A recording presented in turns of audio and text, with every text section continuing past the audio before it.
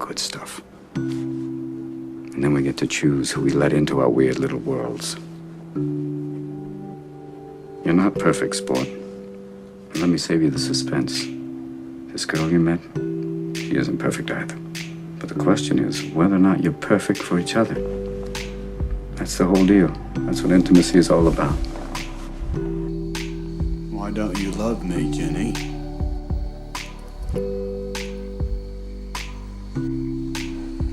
I'm not a smart man, but I know what love is. Hey, out. What easy way? There is no easy way. No matter what I do, somebody gets hurt. Would you stop thinking about what everyone wants? Stop thinking about what I want, what he wants, what your parents want. What do you want? What do you want? It's not that simple. What do you want? I keep coming back to you. Ooh, I keep coming back. You put me through hell, but I just can't stay mad at you. Know me so well, but you don't even have a clue that I'm the one that cares the most. And It's on our end. Oh, Is it because you're playing that? Okay. It's on your phone it's too. on my phone. Oh, gosh. All right. Hello, everybody. Thank you for joining us this evening. We got another wonderful show lined up for you. Hello, my name is Gabriel, And I'm Yvette Richardson, and welcome to the Unwrap Love Show. where we pull back the layers of love and relationships. So, Buckle up for love, everyone. All right. So, So tonight, in our episode tonight, we are going to be discussing how do you deal with conflict in a relationship? So, how do you deal with conflict? So, let's be real, everybody. Even in the dreamiest partnerships, like me and Gabe, so yes. we have a very dreamy partnership. There's gonna be a time that you face a disagreement. Okay, so how you handle it is the difference. So people disagree sometimes, and that isn't necessarily a bad thing to disagree. So we all have, things that we um, follow, our guidelines, our values, who we are as a person. We have our own personalities. And sometimes there might be something that we disagree on. And not everybody is going to be exactly the same 100% about everything. So you have to have you have a right to have a different opinion from your partner at times. So, what is important is that you communicate effectively and in a healthy way so that allows you to understand each other a lot better and make your relationship stronger. Absolutely.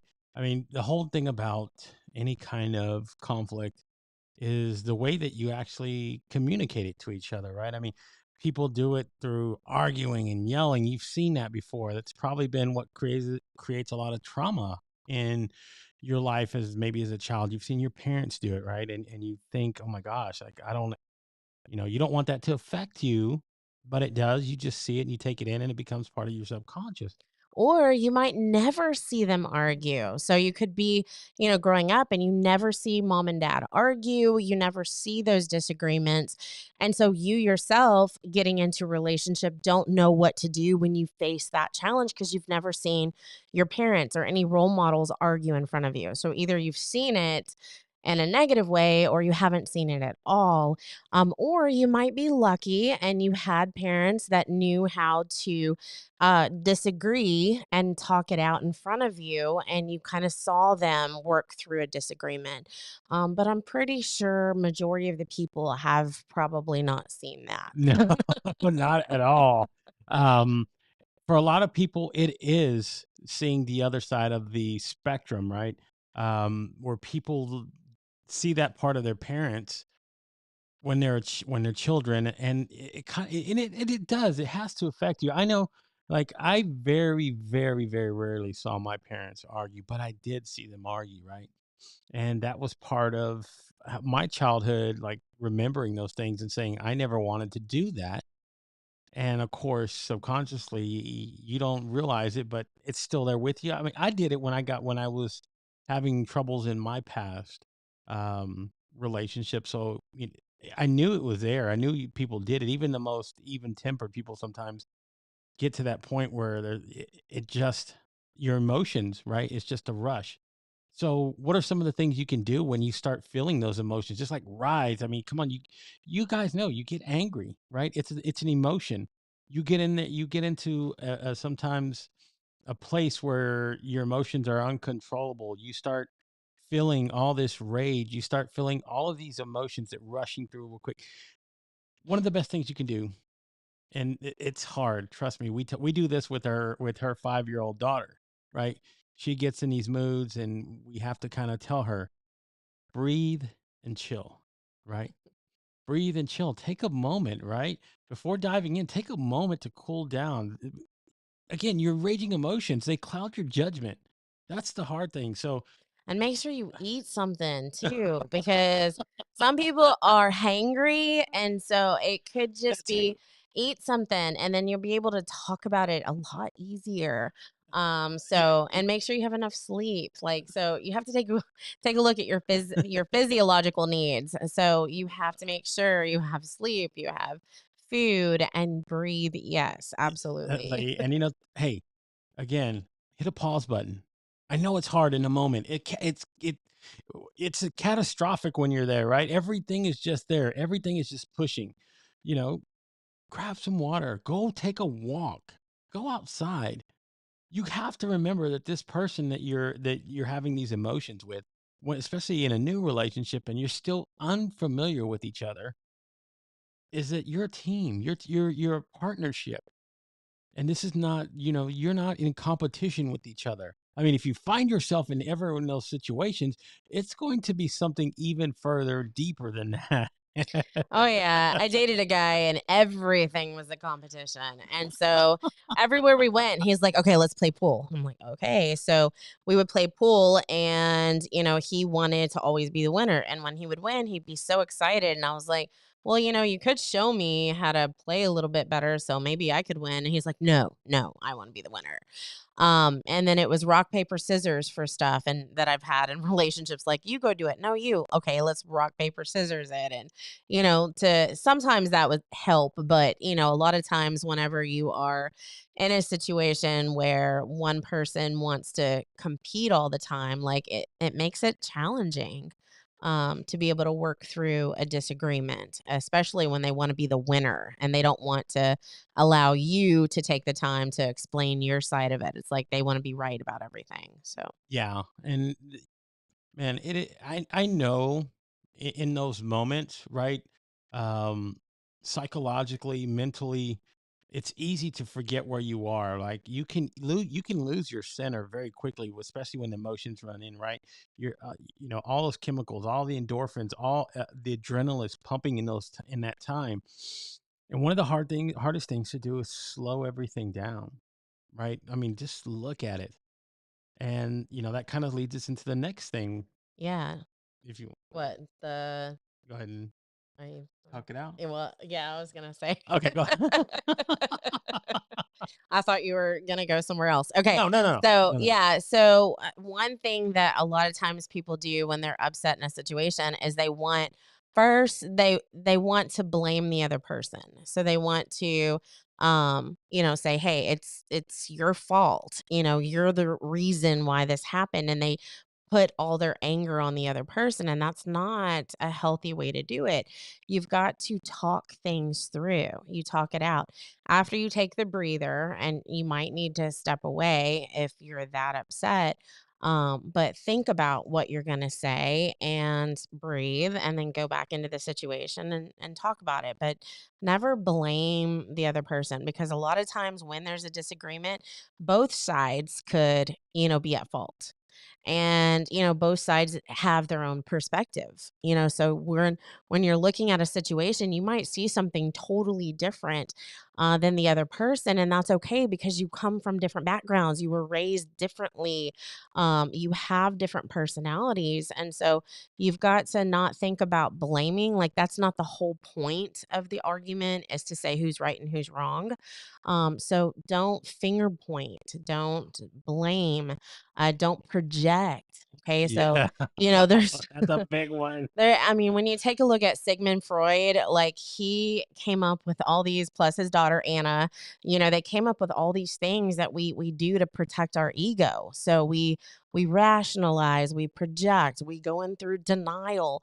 We have reaction formation. Like there's all these things that we do to protect our ego instead of actually just talking through the situation and looking at it instead of trying to protect ourselves.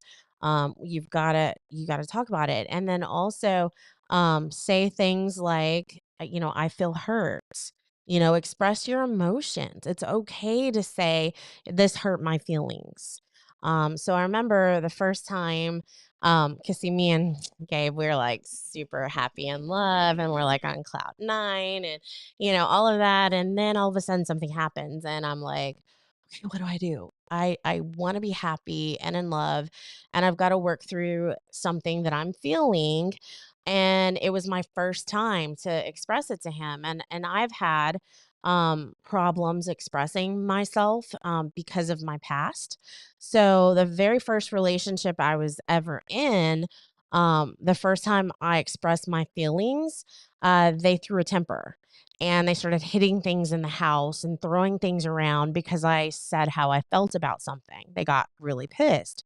So then I was kind of scared to open up again. So then I decide, okay, well, maybe he just needed to calm down. And I rationalize, and that's the worst thing you can do in a situation like that. If they start throwing things around, that is a red flag that it could lead to more. So after that happened, I wanted to kind of step away, but then I rationalized and I thought, well, he said he's sorry, and maybe I should forgive him because that's a Christian thing to do. And, this is my first big relationship. And so I rationalized, and I didn't really have anyone to go to and talk about it to figure it out. And I wanted to do it on my own. I was only 18 and my first relationship. And so I took him back in. So then the next time I open up, I get hit. I get pushed. And so, it just led into more and more, but then I kept rationalizing. And so after that, I was too afraid to open up about my feelings. So throughout the course of my life, it's always been a battle for me. It's always been a struggle. And usually when I talk about my feelings, I cry. Like I've Yeah. just I've just Same, learned same. to talk about it, and I cry whenever I discuss my feelings, and I can't just talk about it normally. So with Gabe, I didn't want to do that. So when I wanted to open up to him about something that was bothering me, I had to think about it all day long. I cried about it. I had to prepare myself mentally. And then when I approached him and I talked about it, I told myself, I'm not going to cry. I'm a big girl now. Like, I'm 45. I can tell him how I feel without crying. And so I did, and he validated me, and he, said, I'm glad you told me that. And now, I'm thinking about your perspective, and I see how you would feel that way. And, he talked to me about it, and I didn't shed one tear. And I was so proud of myself because I could open up and share my feelings. And what that did is it set the stage for our relationship to where now I can say it so much easier. I can open up about pretty much anything, and I'm okay doing it. And so when you're in that healthy relationship and someone does want to open up to you, the worst thing that you can do is get angry at someone when they're trying to tell you how they feel, because they're going to close up and they're going to become introverted. And I'm a perfect example of that. I went through that for 12 years being with a man. So Yeah. I was married and with him for a total of 12 years. And so I became so introverted that I would think things all day long, and I would never tell him what I was thinking. And so I stayed mostly quiet. And he was never abusive, but because I was scared to open up about my feelings, when I did, I would cry or I would get angry, and I didn't have a good control over my emotions. So when you're talking to somebody like, and they're sharing, both sides should be able to share without being put down, criticized, or made to feel guilty for how they feel. Yeah, and a big part of it is, hey, let them speak their piece. Like, don't interrupt them in the middle of the conversation. I mean, that's probably the worst thing you can do, because then it seems like you're interrupting how they're feeling, right? And you're sometimes that can break their thought of concentration. And sometimes it's in, like in her situation, it took a lot to build up to say those things to me. Like, it would have been so detrimental to stop her in the middle of what she was saying, to interject whatever it was I was feeling. Then I'm doing the same thing, right? I'm projecting what it is I feel, not letting her open up to me and then going back and validating it, right? So that kind of leads into the next, be empathetic. Put yourself in your partner's shoes. What might be causing that frustration? You have to think about these things. Think about their needs. I mean, sometimes we overlook those things. That was a big one for me. I was overlooking the things that she was, feeling. I didn't understand quite what all her frustrations were. So whenever she brought those to me, and we floored them on the table there, we both, were talking about it. She allowed her to open up.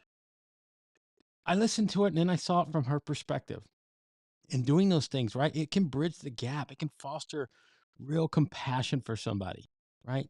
So just being empathetic sometimes, and being there and being a listener. Now, I attribute a lot of that to doing interviews and just being able to listen to somebody share their story without like interjecting right in the middle of it, and then projecting my feelings upon what they're saying. So let them do those. And like Amber's saying, I love this, Amber. The best feeling is when we can talk to our partners and our feelings, and they listen and validate them. Exactly what I wanted to do. I wanted to give her the latitude to express what it was, because then I learn from it too. I get better at it. I understand. I go, okay, cool. And and that works vice versa. So when there's things between the two of us, that's the best part about just having a very open, loving relationship. Is like, just like what you were saying. It feels great to be able to express it, because then it doesn't sit there internally, and it just doesn't fester and grow and compound. The only thing compounding interest is really good for is finances, not your emotions. Do not let that happen. That's probably the worst thing you can do, is just let it build like that. So Yeah, it that's a turns big one. into a volcano. And see, I'm 45, guys, and I lived to be 41 mental illness free. I had never had a depression. I had never had anything wrong with my brain. I mean, I had lost weight. I'd been on infomercials. I ended up graduating with my bachelor's degree. I became a teacher. I worked hard as a single mom for 11 years. I had a lot of these achievements that I had accomplished. And so I never had anything that brought me down. Like, I was always in a good mood. I was happy. I had ambition, I had goals, and then all of a sudden I'm 41, and I was like on cloud 1,000 million, 100 trillion. And I was like, man, I'm living the best life. I was like, woohoo. And I didn't know what was wrong with me. I just thought I was like living the best dream of my life. I was having so much fun. I was exercising like crazy. I was losing more weight again. I was, all excited. And then all of a sudden, my life started changing. So there were some major changes. I left my husband, and I unfortunately lost my daughter for about a month because I had to go to a hospital. And I was like, nothing's wrong with me. And I didn't know. And then all of a sudden, I come crashing down into the deepest, darkest depression that I wouldn't wish on my worst enemy. Like, this depression was so bad, I didn't want to live, and I'd never experienced that in my life. And so looking back in retrospect, I firmly believe when you hold stuff in into your brain can only handle so much. And so my brain went haywire. And so, yeah, now I have bipolar disorder. But there was nothing else that I can really think of that could have attributed to me getting that other than the fact that it was like everything just came bleh, vomiting out of me. And I said it all. I had no inhibitions during my mania. So I let it all out there, and then I ended up going through one more episode and then one more depression, until I finally stabilized. And so I've had a long time. I've been stable now for going on, let's see, 2 years. It's Yeah. been 2 years since I've been stable. And so, I've had a lot of time in those 2 years to really think about a lot of stuff. And also to rediscover who I am, my identity, what I want, my ambitions, my goals, and my happiness, and to understand what true happiness is.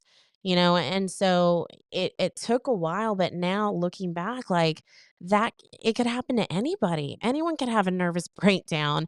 Anyone could go through this if you don't learn how to resolve a conflict in a healthy way. Well, I want to mention a few things because, folks, just if you're watching on LinkedIn, we can't always see some of the mobile comments. They've had an issue with that, which that seemed neither here or there. But there were a lot of good comments there that I want to make mention. Brian Bing says, assesses and temper your reaction to hurtful comments and toxic behavior. Think before you act. How was your response? Your actions perceived. Your character is a benchmark and standard. Upkeep and cultivate civility. Filter potential lashing out against reconciliation. So it's you're right. There's a lot of things in that statement that you're saying. You think number one, think before you react. Sometimes, and I know that's hard. Like in the moment, it's hard to again to pull yourself back and allow yourself to, speak from a place of clarity where you're not just feeling like you're attacking the individual, but you're listening from it. And it's okay then to Mhm. interject if you do have something that you want to say. Dwight Thompson, who's also watching on LinkedIn, says listening is an art. Exactly. This is part of it. This is how the resolution starts. It's just listening. Um, and then Zule's watching in Panama. So I just wanted to make mention to a few of you guys. I do apologize if we cannot see your LinkedIn comments mobily. But we do still love you, and thank you for joining us and being here. Yes. So, Emo also says, do you think it could be attributed to past trauma? Were you not able to express your emotions, Yvette Richardson? Hi, Imo. First of all, I'm really grateful that you found us and could connect and watch tonight. I appreciate all of your input in the past and now. So thank you. So yes, I think that some of my past also could most likely have contributed because, even the first time I spoke about my emotions in a relationship, I didn't know how. Like I didn't watch parents that had a lot of arguments. They kept it all secretive. So I didn't know how to resolve things based on a relationship. And plus they divorced when I was only 9 years old. So I didn't have my parents together throughout even my teenage years. And then my mom, she dated, but I never got close to any of the guys that she dated. So I didn't really see arguments. Like my mom just really kept any of that away from us. So if there was arguments, we didn't really see it. So I didn't know. I just knew that I wanted to be able to share what I was thinking and my feelings. I felt like that was a normal thing to do. But whenever I ended up being in an abusive relationship, then that right there, that trauma in itself affected all my future relationships. So it was always real difficult for me to be able to open up after that. And I never got counseling for it. So I never had a therapist. I never had anyone to talk to work through those. Were you going to say something? Oh, yeah. Uh, I think your mom. Okay. Well, let's see if somebody can open the door for her. Oh, She rang the doorbell. All right. Sorry to interrupt. I don't mean to do that. I told her to call my brother. Okay. Um, Well, maybe he answered, maybe he didn't. Russell, Skylar, somebody go get the door. Okay. So, but yeah, I think that going through that situation that I went through really did impact all of my future relationships. And because I just didn't get counseling or anything. So that could have absolutely contributed at that point. Yeah, I think that's a big one too, right? Those past traumas are the things that really set off our fight or flight response. Like how we've dealt with them in the past. That's what becomes very familiar to us, right? Um, but that's what we know, right? So when we get in those moments and it's the thing that triggers us, we do one of those things, right? We either fight where we're at and we speak the ground, or we essentially run. We turn around. We shun it away. We turn the other cheek, so to say. And nothing comes of it. Whatever the problem is, you either get into the argument for the sake of arguing, or you turn away from it and you don't deal with it healthy. The discussion really doesn't happen. Arguing and fighting and just throwing adjectives at each other and expletives and whatever else comes out never solves anything. All it does is just compound it. And even if things boil down, You it never really gets resolution. You're sitting there and it comes right back up. Maybe not in that moment, maybe down the line, but it does come back up. It's state dependent learning. So you've learned in that mental state to be upset, and then that memory, anytime something similar happens, you're going to automatically remember it because you learned that's what happened. It formed that memory that now you're attached to. So anything in the future, if that was never resolved, is going to come up again and again and again. And then all of a sudden you have this big boiling pot of stuff that is tipping over because you didn't resolve each one when they actually happened. So that's, it's one of the reasons I love Gabe even more every single day. So every day I love him more because we can talk about anything. And if something bothers one of the two of us, we work through it so quickly that we move past it and it never comes back. It's like every day I'm like, I love you more. I love you more today. Like we love each other. Like it's But great. it goes back again to what the next thing is: find common ground. That's what we try to do with each other. Not every battle has to be won, right? It does. Again, this isn't a competition. Um, Seeking a solution from somebody takes work from the both of you.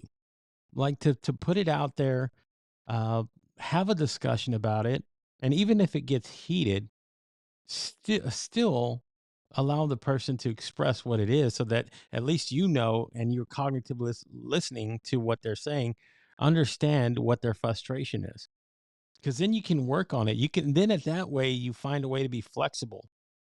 you know Flexibility is key. It helps you find the compromise that's going to settle whatever this conflict is, whatever is drawing the ire from the other person towards their partner. Like you really have to really search for that middle ground, that bridge between the two of you, because that's where you're gonna find the healing.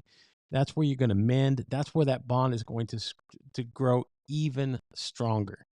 So that's why, like, whenever we talk about things or whenever we bring things up, or even listening to other people share their like tales with us, and when we have conversations as a couple, that's the first thing we go in our minds, like what's the common ground here? What's the thing that you guys are there's always something missing.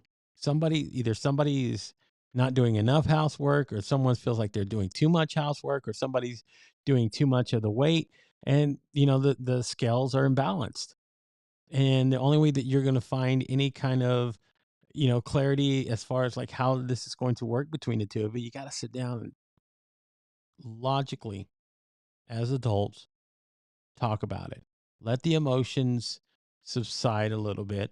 You're always going to have emotions, and I'm not saying you can't, but the only way that it's really going to be open enough, and the dialogue's going to be open so that both of you can intake what the other is sharing, is that you have to be level headed. You have to be at a point where it doesn't feel like an attack. You don't be defensive, right? You're proactive in it. And that's the hard part for a lot of people to understand, is finding a common ground between the two of you, because somebody always feels like they're right and somebody else feels like they're right.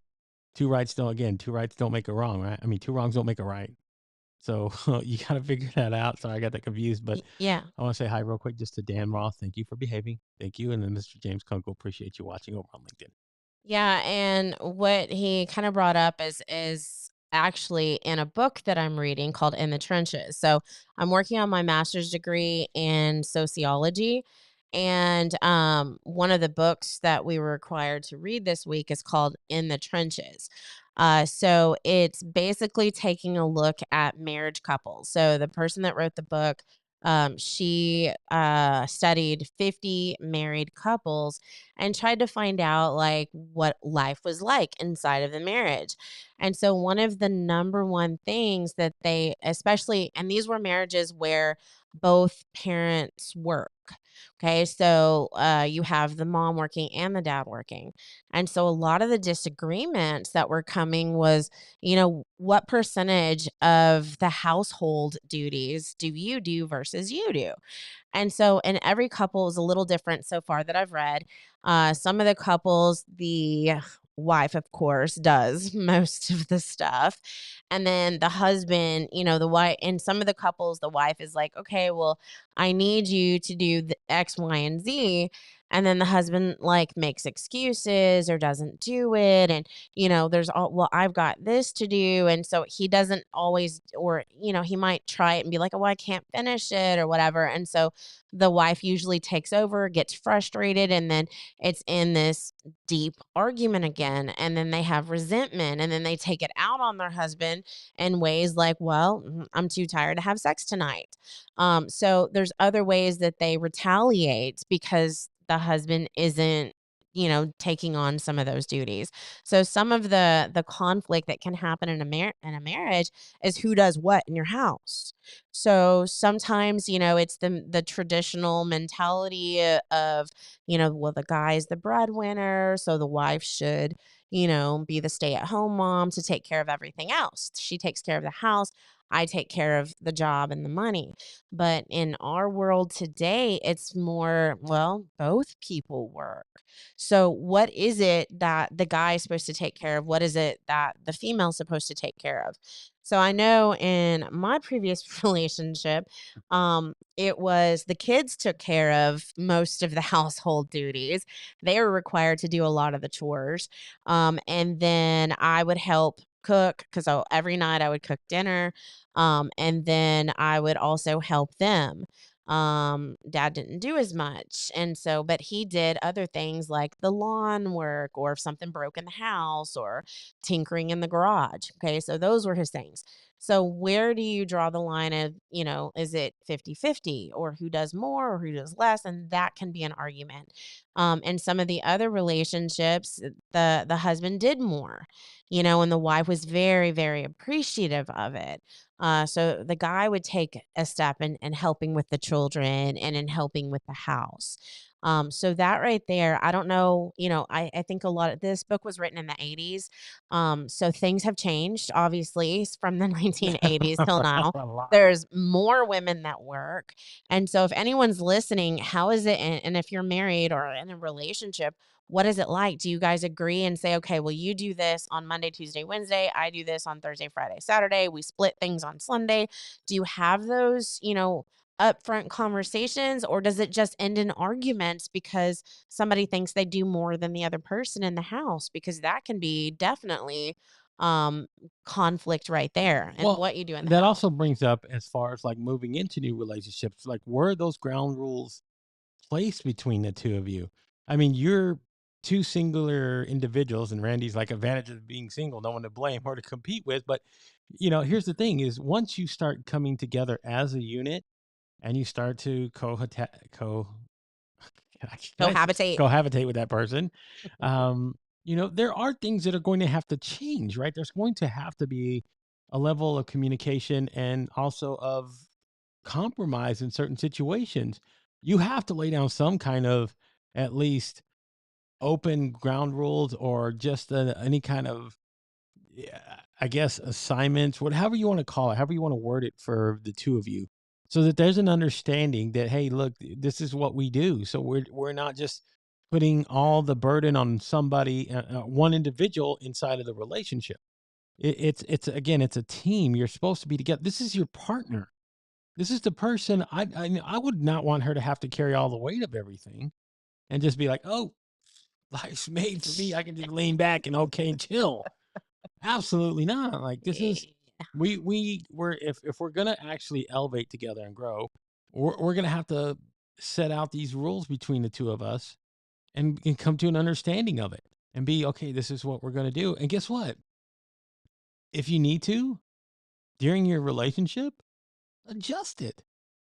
Like you don't know, you're just growing together, you're moving in or you're just living together for the first time or you're spending a lot of time with each other and you're starting to realize about it or even newlyweds who get married and have never lived with each other before. All these things are going to come up. All these situations are going to happen and you can't have just the expectation, well, she knows what to do or he knows what to do. Yeah. You can't do that. Honestly, you have to literally talk it out and say, "Hey, okay, these are our chores. These are like scheduled things that we do together. These are what we do individually. These are our finances." Like you have to plan all this stuff out. You have to talk about it. It has to be out into the open because that is what these are the instruments that are going to lead to the conflict and to the arguments because you're not discussing them. You're not putting all the cards on the table for each other. So the other one's left guessing. It's like, I guess so. I don't know what that is. You'll be amazed at how many times I've heard people say, "Well, we haven't talked about that yet." Like, what do you mean you haven't talked about that yet? Like, those are pillar Well, points. we haven't. Well, one thing we still need to Is work on. is their finances, Yeah. right? We've talked a little bit about it, but we haven't like started to budget together yet. Together and Yeah. sit down and do the things. And Cause but like, that's the part of growing that we're trying to figure out as well. Like, we're not perfect. We never claim to be.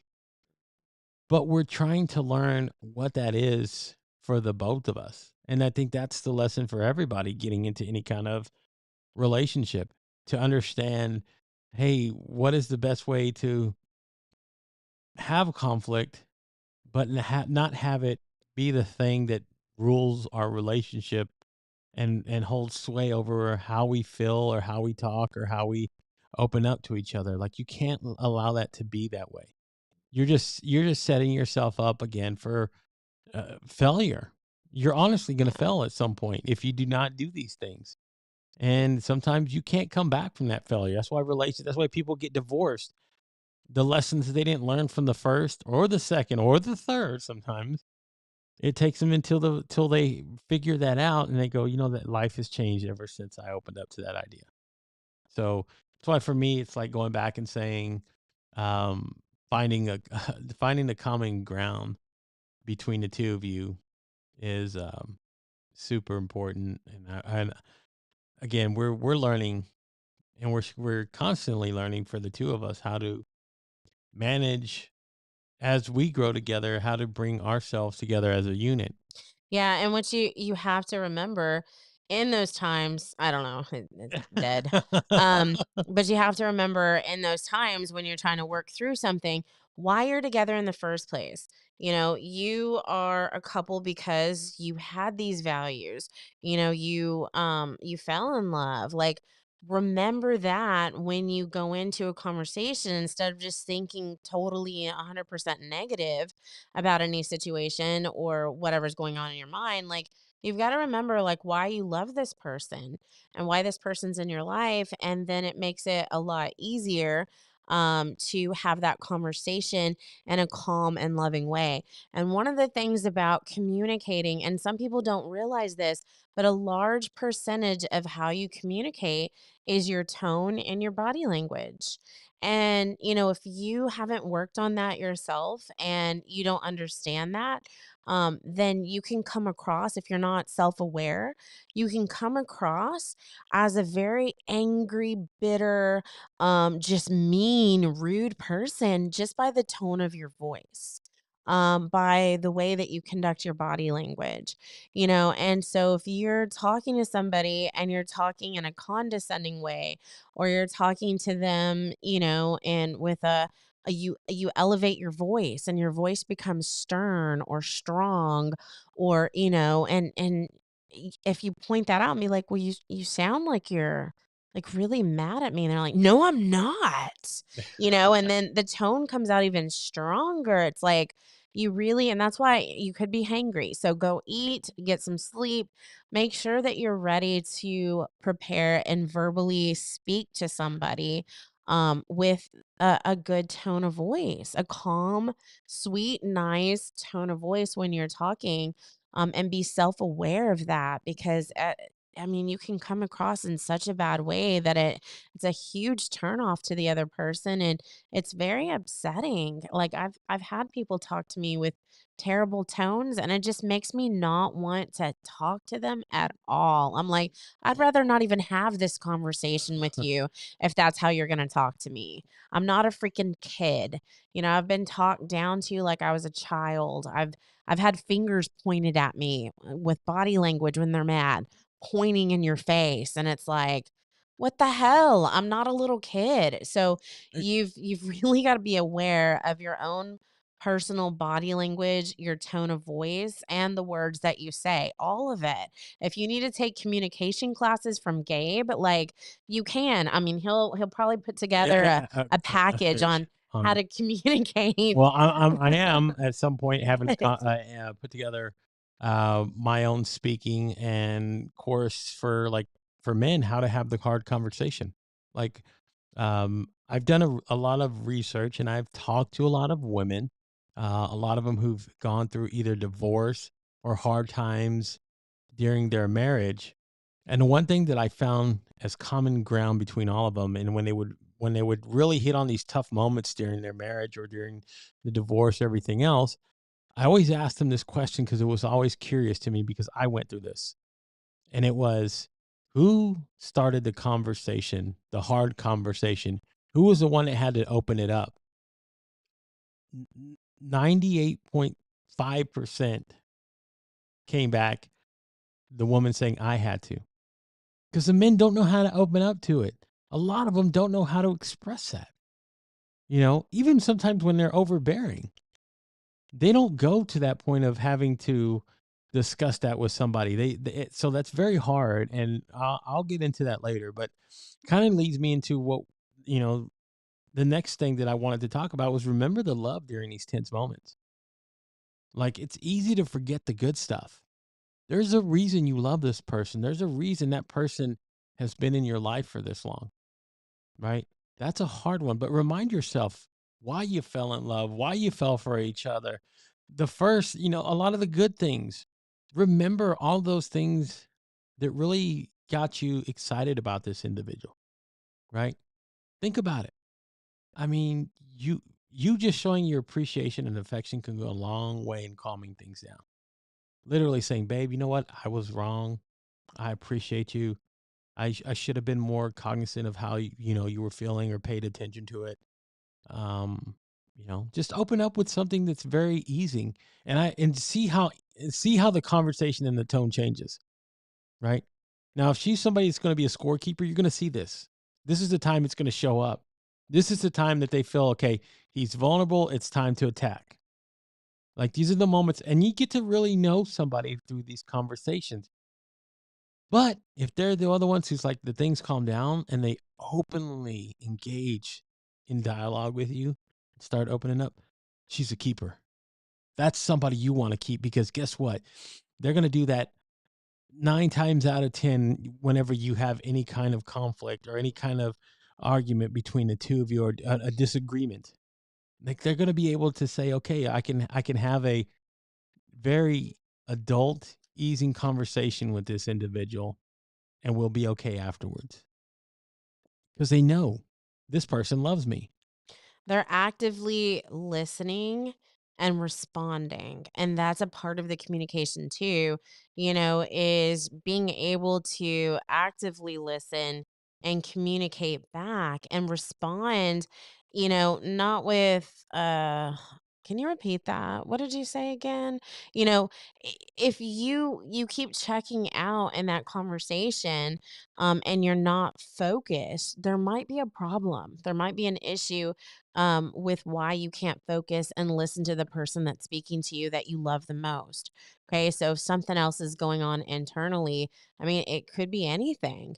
But when you're in that conversation, to actively listen and to know that, you're allowing that person to speak and let them know that you heard them, that you heard them, not just that you listened, that you actually heard them and you respond in a way that makes them feel good about what they had to say, that it was important. And so Gabe is amazing at that. When I talk to him, I always know he's listening. I always know. And I know when he's not, like when he's messing with his phone. Yeah, or messing with something else. Um, It's hard to do two things at once, but uh, no, he's still good at it. I try to say, He babe, does. babe, I'm listening, to tell her, But he doesn't do that like when we're in a conversation. He never just pulls out his phone and starts scrolling. I've had that happen before in previous relationships.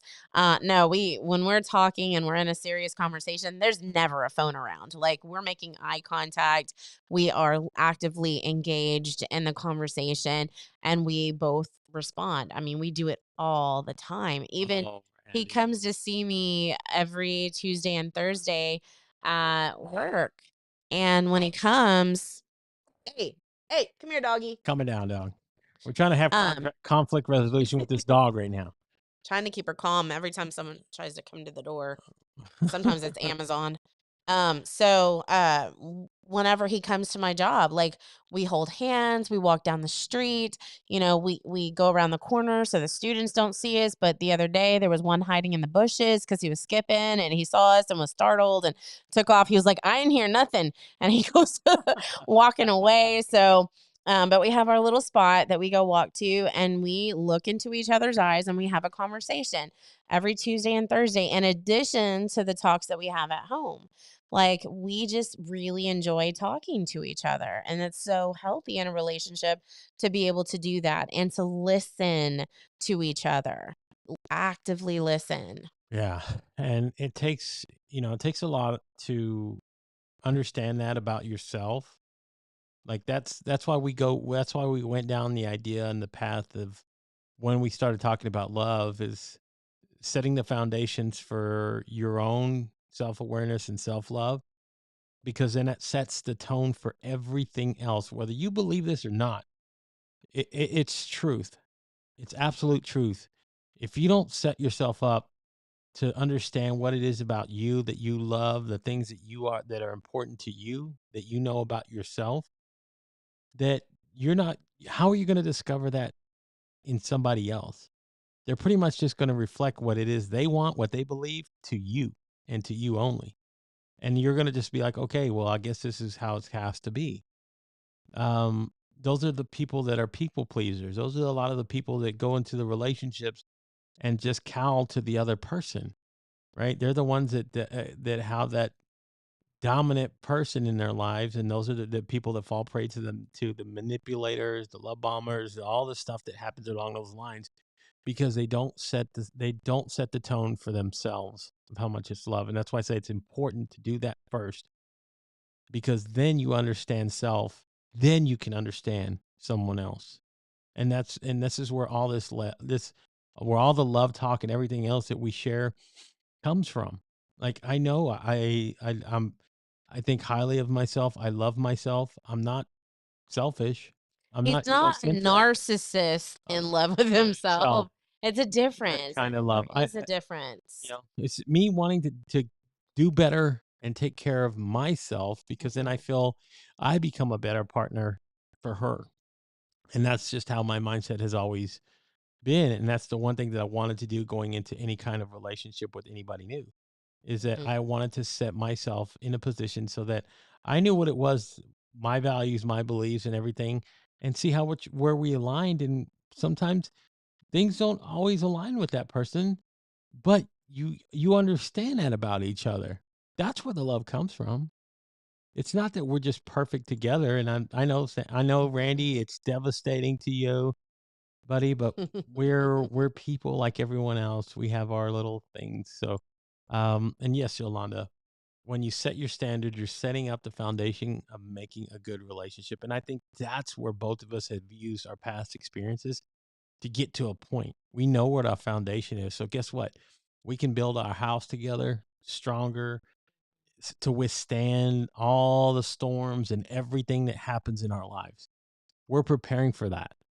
But it starts with us being able to do that. That's where our relationship is going to, and it's growing every single day. That's why we say we love each other more, because we're learning more about each other and how to make things work between the two of us. I mean, here we are. We see each other Tuesdays and Thursdays at lunch hour. We talk when we're not on the air. We talk when we're on the air. we talk when we're leaving. We just enjoy each other. We Mhm. do.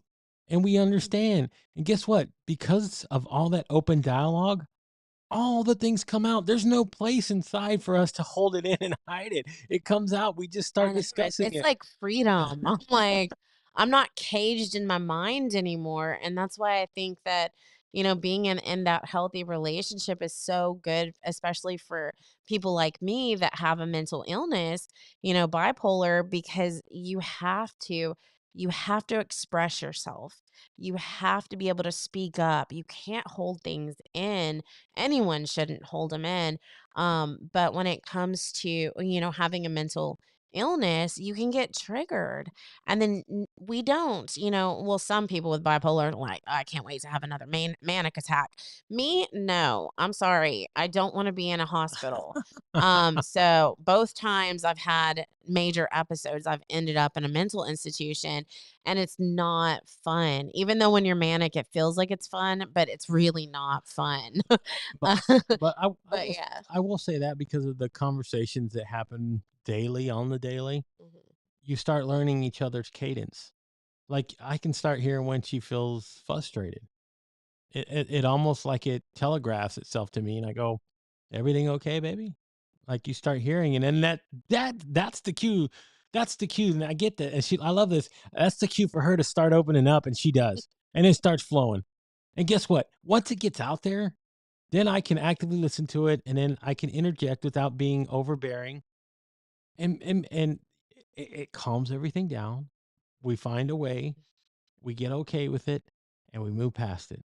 Yeah. It's so beautiful. It's one of the best things about having somebody in my life that I feel like I can just totally open up to. She's done this for me too. I think she starts feeling that from me.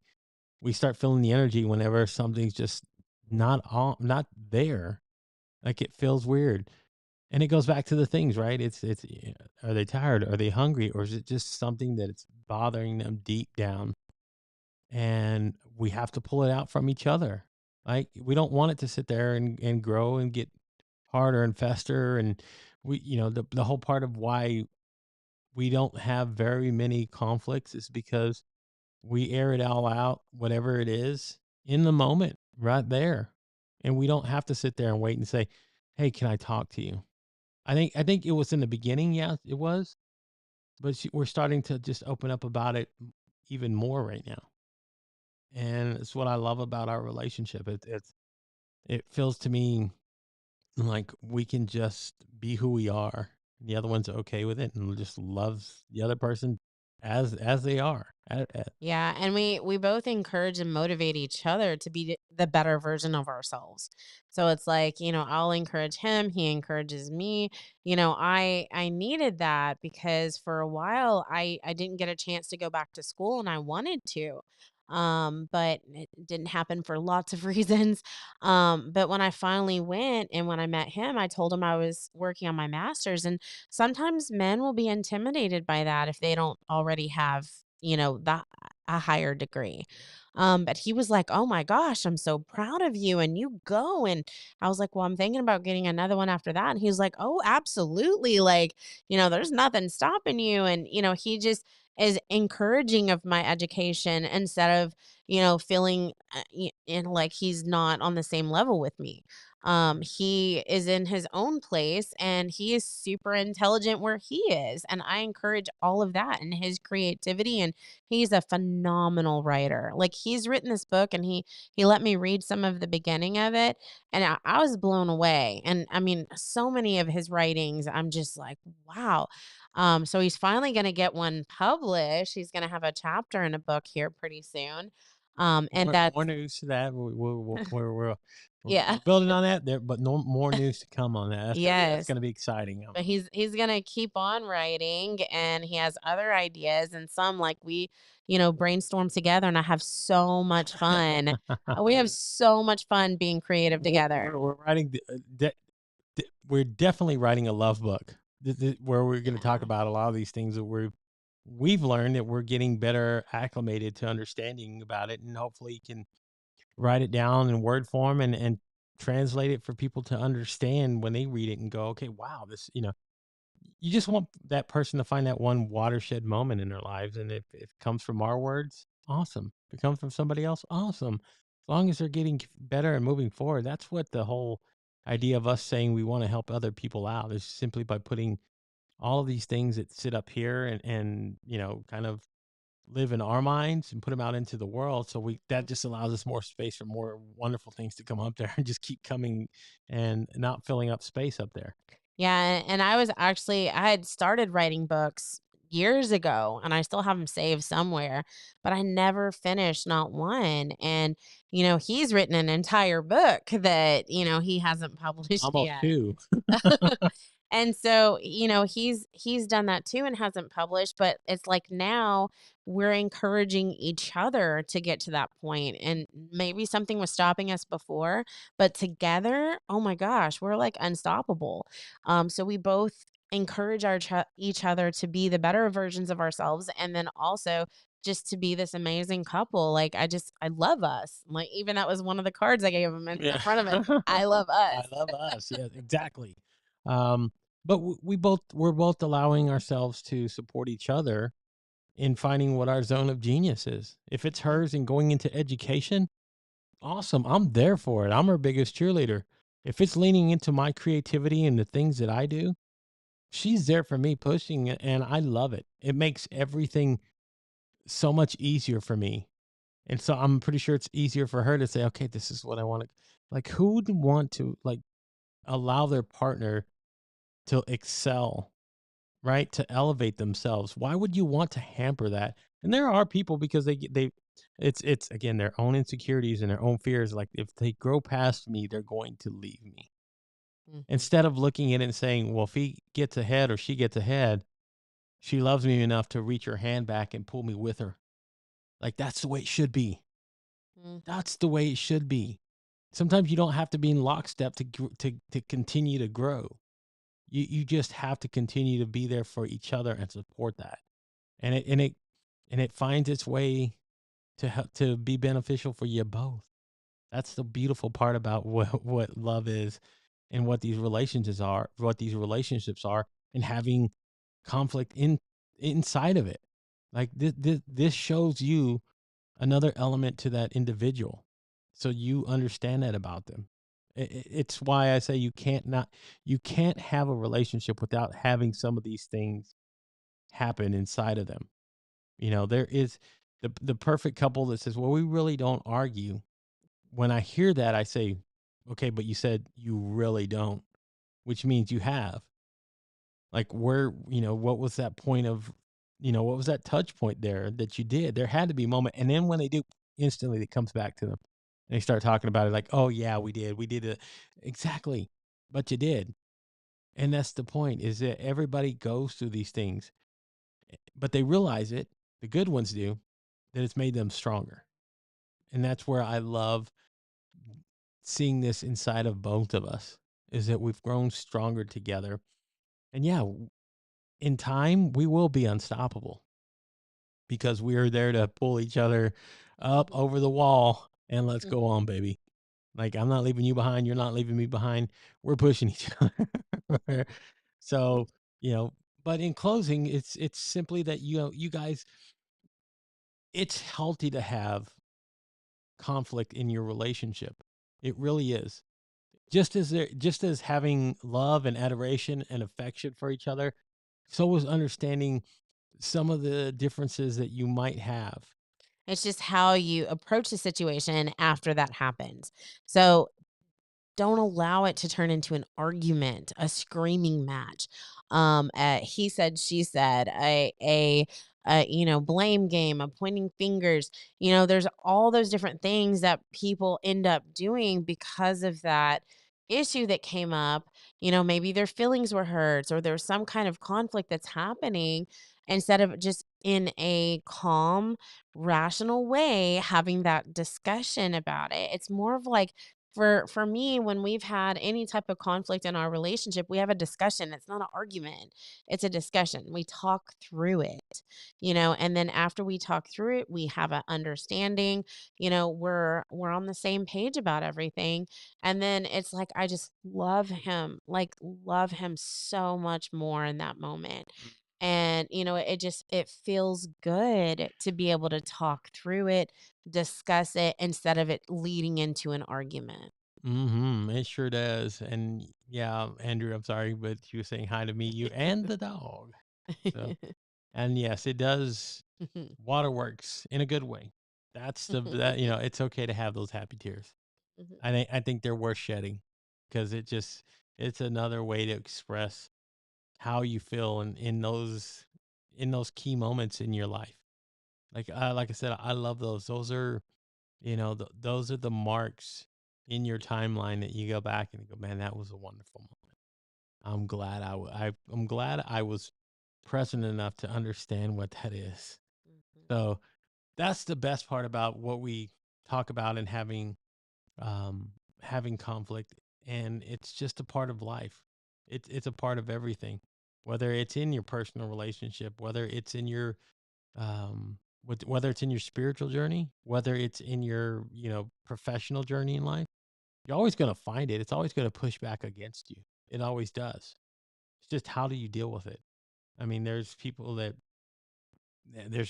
coach this stuff, and it's part of how we grow, and I think that's the key element that we take out of all of this. If you're open to it, like the moment that you're not, I mean, you're just going to be who you are. You don't allow and that agent of change to come into your life, and you're going to be where you're at. You're going to be stuck there for a while until you figure out what it is, right? It's the syndrome of everybody's like, hey, he's an asshole, she's an asshole. Wait a minute.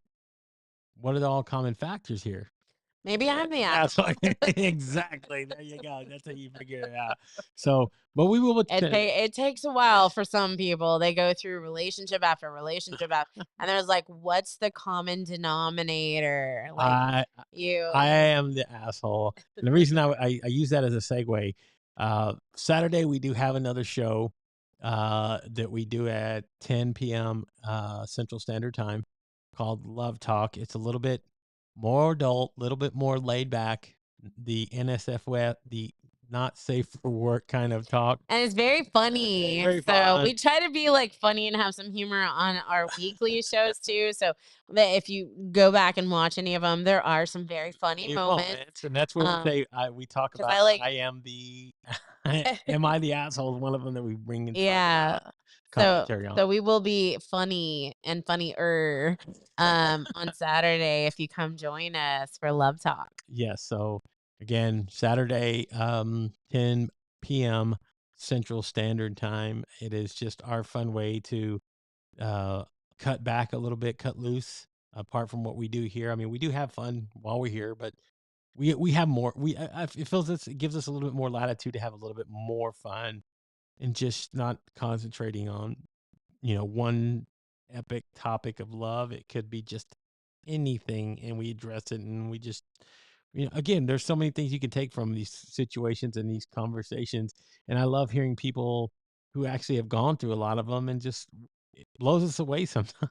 It makes us laugh. So Yeah, if it's you're up really funny. So come. if you're up that late and it's a Saturday night, I mean, it's just a little fun. It's 1 hour for us to cut back and have a good time. So, I guess Ma- that's our show. No, May your life. Oh yeah, that's right. May your life be filled with laughter, sparks, and genuine connections. And remember, love is a beautiful journey. So keep unwrapping it with open hearts and open minds. And don't forget to subscribe and tune in to the next Unwrap Love show, where we peel back the layers of love next Tuesday. Okay. Love Talk is Saturday. Tuesday will be our next episode of Unwrap Love. So do you have any final words, sweetie? You know, I always do. I am so excited to hear what they are. Let me know. What Okay, so my final words are I love you, baby. I love you, sweetie. All right, folks. So that's another one in the books. You guys have a wonderful rest of your evening, and we will see you Saturday night. Good night, Yolanda. Good night, Yolanda. Good night, everybody who's been here. You guys are fabulous. Bye, everybody. Bye.